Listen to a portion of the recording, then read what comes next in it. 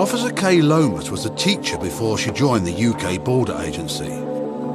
She knows when someone's trying to pull the wool over her eyes.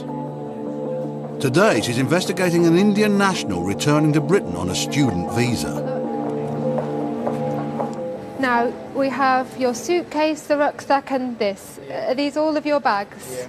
Before you came to study here, you did a 3 years course in India. Yeah. Was that, what's BCA? BCA, Bachelor in Computer Application. So you've got a bachelor's degree in computers. Computers, yeah. From Watford University? Actually, I came here on Montfort University, MSc in Multimedia Communication.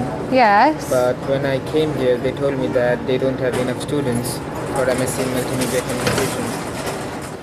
The passenger was given a student visa a year ago.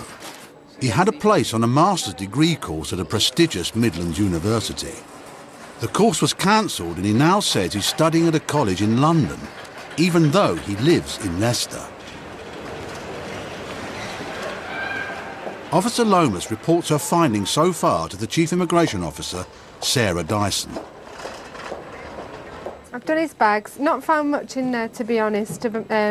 He's got his national insurance card, he's got some business cards for a garment factory that's run by his cousin brother who I've established is his first cousin. He's got no student card for this college in London. So, he looks like he's had a pretty good education. He has, he's just said to me he's done a 3-year bachelor's computing course. In India? In India. And how long's he been in the UK for? Since 2006. And he's been doing more IT-based diplomas, which you would not really need had you done a bachelor's in IT, I would think. It's very difficult for us to believe that he's genuinely studying in East London if he lives in Leicester. And he's told you he lives in Leicester. I mean, which of us on this planet would really want to commute 200 miles a day to attend college for, what, a couple of hours, maybe 3 hours? And what student could afford that? It has no credibility whatsoever, so, I mean, that's the main thing that we should concentrate on. Officer Lomas calls the passenger's cousin. She hopes he can confirm that his relative is studying in London. Hello, sir. Are you expecting anyone to arrive in the UK today? And how do you know Usman? You own a factory.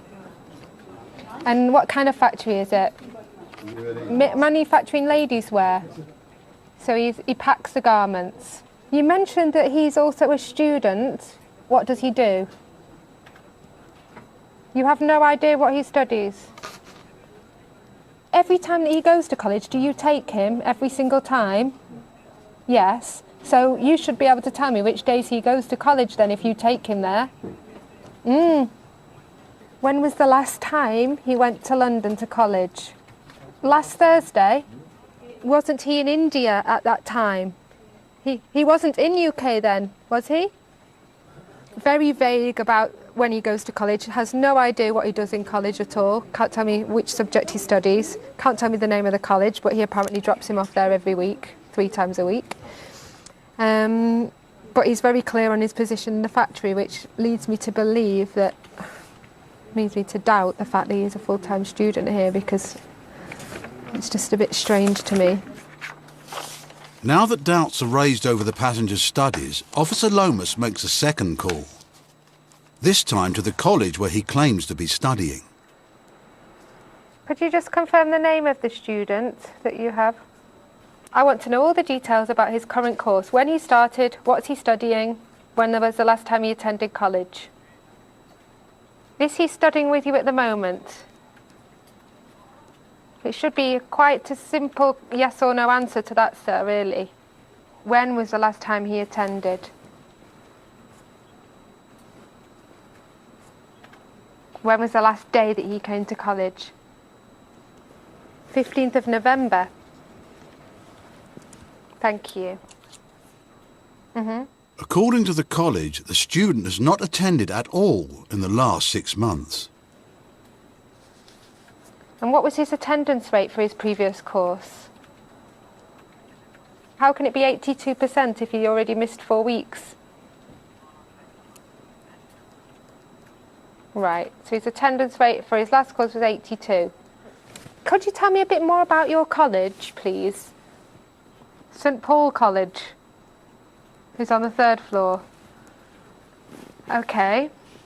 And then your college is on the 4th floor, and that's it. So we're talking 4 colleges in one building.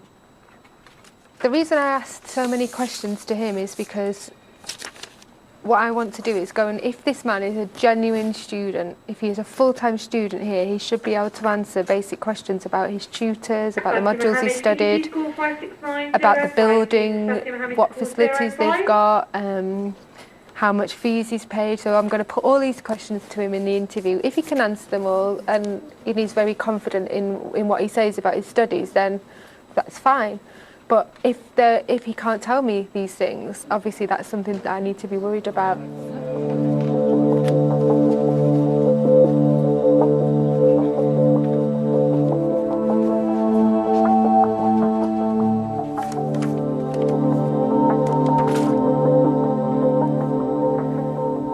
Usually diplomas and degrees have modules within them of study. What did you do? I studied basic programming, Microsoft Office, and then it got to C, programming in C. What was the title of the courses called? That's what I want to know. The titles? Yes, of the courses that you studied. Modules. It was like subjects to me. What is your attendance like? What is your attendance rate? Have you missed any lessons? My attendance should be 85%. Right. Now then, sir, have you been telling me the truth during this interview? Yes. Well, then we've got a problem. Because I have spoken to your college at length today, and they're telling me a very different story than the one that you've just said to me. I spoke to Mr. Suleiman Khan, who tells me he's an admin clerk at your college. He tells me that you've not attended the postgraduate diploma at all. In fact, when I asked him when was the last time they saw you, he says it was November 2007. When was the last time? And I want the month, and I preferably want the week. When was the last time you studied, you attended classes in the United Kingdom? Last July. Thank you. What have you been doing in that 8.5 months, sir? Sitting at home. I don't believe you.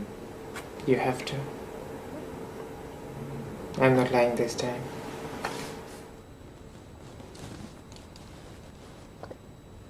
Now, I'm concerned that your college did not tell me that you didn't attend from July to November. They said your attendance rate was 82%. What's going on? I'm sure you know there are many colleges that supply letters to students I don't know. and that say that students have attended college and that accept money so that they produce letters to that effect and diplomas. Either you're not telling me the truth, sir, or the college isn't. Is this college a genuine college? Do they have lectures there? I've not been there, I don't know.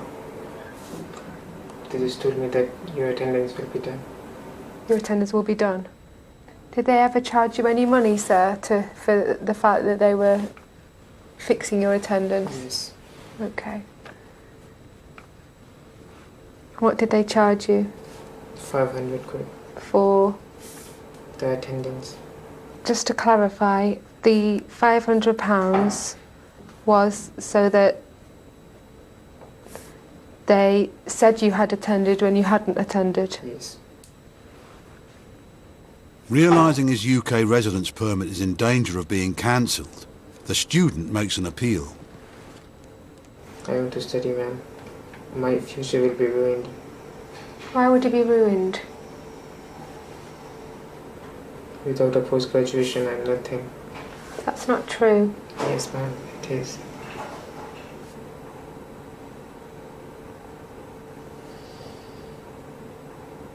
You've told us the truth now about your studies, which was the right thing to do, but in hindsight, you should have been attending, shouldn't you? You applied to do a master's at De Montfort University, a good university excellent course, and since then things have just gone downhill.